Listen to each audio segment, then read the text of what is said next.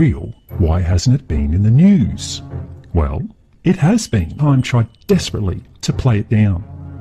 Possibly in his haste, he also let slip a little secret of NASA. That is, when data comes in that they can't hide, just come up with an alternative explanation to throw people off. And that is why people always use the acronym of NASA to mean never a straight answer.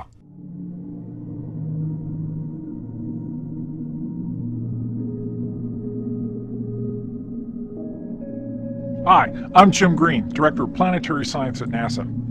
Last July 14th, NASA's New Horizons spacecraft flew past Pluto, capping a half-century of exploration of our solar system. It piqued our interest about what lies beyond Pluto and what can we learn about ourselves and the origins of our solar system. The idea of a new planet is certainly an exciting one for me as a planetary scientist, and I think for all of us. The January 20th paper in the Astronomical Journal is fueling our interest in planetary exploration and stimulating a healthy debate that's part of the scientific process. I couldn't be more pleased about what's happening. You know, it's all about starting the process that could lead to an exciting result. It is not, however, the detection of a new planet. It's too early to say with certainty that there is a so-called Planet X out there. What we're really seeing is an early prediction based on modeling from limited observations. What's exciting is that, like NASA's journey to Mars or New Horizons flyby of Pluto, you will have a front row seat to see how the scientific process unfolds. Theories like this serve to stimulate ideas and conversation. They tap into our innate curiosity. It's important for us to continue the work, and we will. Anytime we have an interesting idea like this, we always apply Carl Sagan's rules for critical thinking, which include independent confirmation of the facts, looking for alternate explanations, and encouraging scientific debate. If Planet X is out there, we'll find it together. Or we'll determine an alternate explanation for the data that we've received so far. Or we'll determine an alternate explanation for the data that we've received so far. Or we'll determine an alternate explanation for the data that we've received so far. Alternative explanation 1. Admit that there is a giant rogue planet, but say it is so far away that it poses no real threat. Make sure you never call it Nibiru. Give it a new name like Planet 9. That way, no one can Google the name and learn anything about the truth of it. There might be a whole new planet on the other side of Pluto. It's named 2012 VP113, jokingly dubbed Biden. Get it? Corey Powers, editor-at-large for Discover Magazine in studio. How you doing, Corey? VP Biden. Right on. There we go. Correct on that. Two images show you. This is the arrow obviously pointing to it. But there are three dots on here. One is red, one is green, one is blue. Right. What's significant? So this is the actual discovery image. Basically, two astronomers were looking one little patch of sky very, very far away, looking for exactly this kind of thing. Stars don't move. Planets or anything that's like a planet does. So this is color-coded. This is what they saw on different nights. They're looking for one thing moving. They color-coded it to show that all these stars are staying still. This thing is moving, and the way it's moving... So this is just one... It's one object, color-coded. Is Pluto on this? Pluto's in a whole different part of the sky. So this is way out there. This is way out there. This is more than twice as far away as Pluto. Unbelievable. Why does this matter, Corey? Well, there are two ways you can look at it. I think I look at it first of all as an exploration question. That we know where we are on Earth. We've mapped our planet. Our solar system is still terra incognita. It's full of surprises. This object is something that astronomers said shouldn't even be there. There's a whole other solar system beyond the planets that we know that are full of these things that are sort of planets, sort of comets. Some of them they call dwarf planets. That's what they're calling this one. What we're seeing is we're seeing our neighborhood. We're seeing what's around us. And then the second part, we're seeing where we came from. Mm-hmm. We're seeing where we came from. Mm-hmm.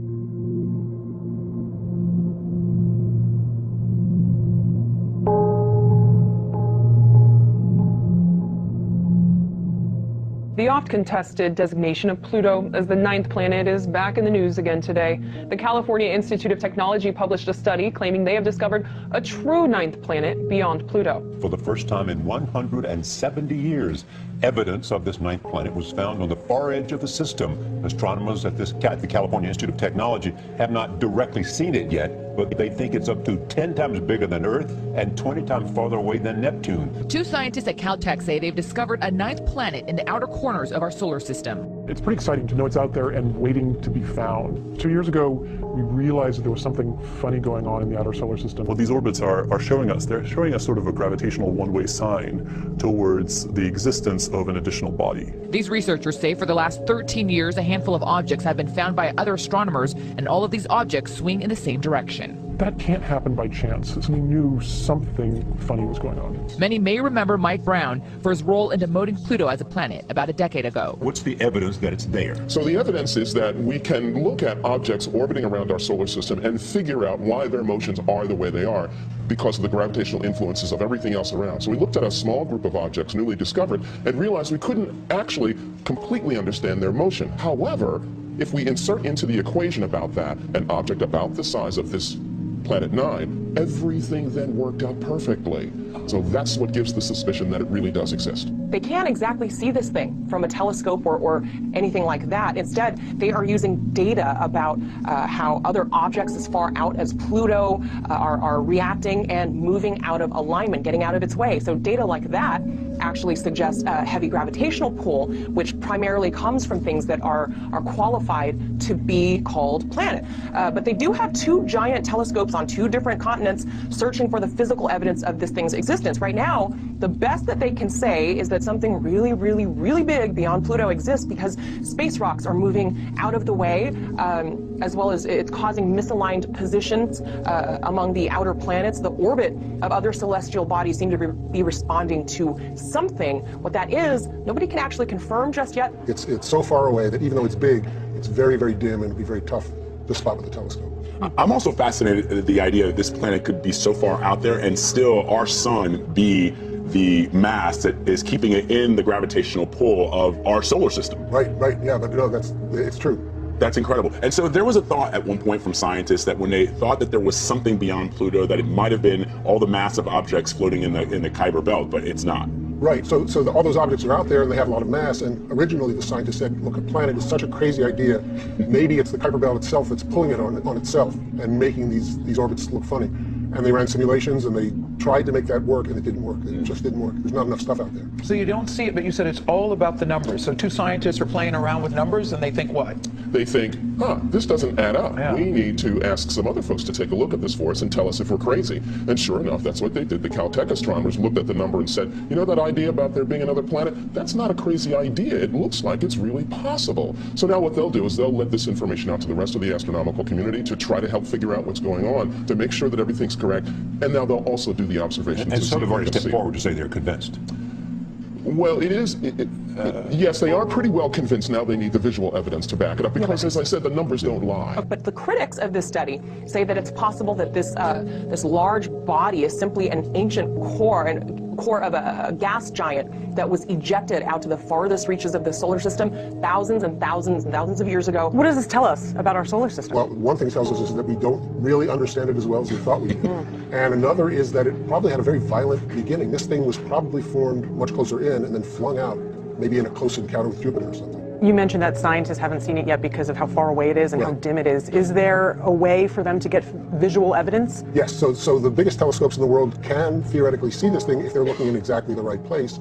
And with the publication of this new paper today, they are now going to start to look in earnest. But Fatigan and Brown are not the first to claim that they've discovered a new major planet beyond Neptune. In fact, the hunt for Planet X has been on for over a century. But every promising claim has ultimately been shut down by scientists. Shut down by scientists.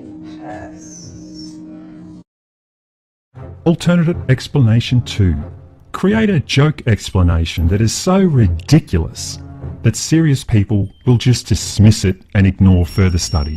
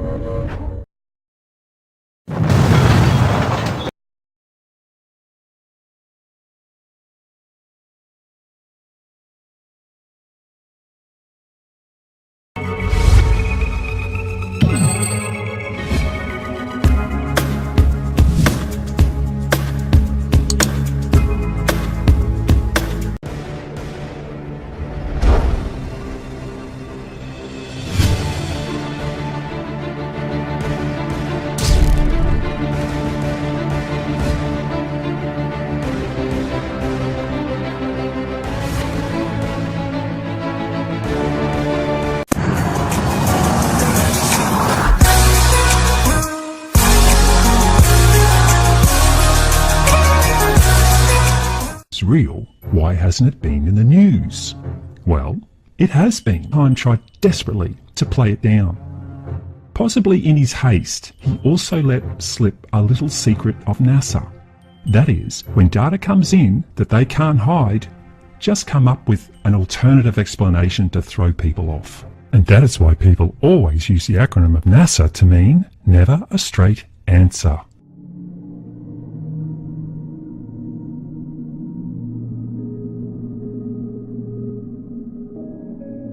Hi, I'm Jim Green, Director of Planetary Science at NASA.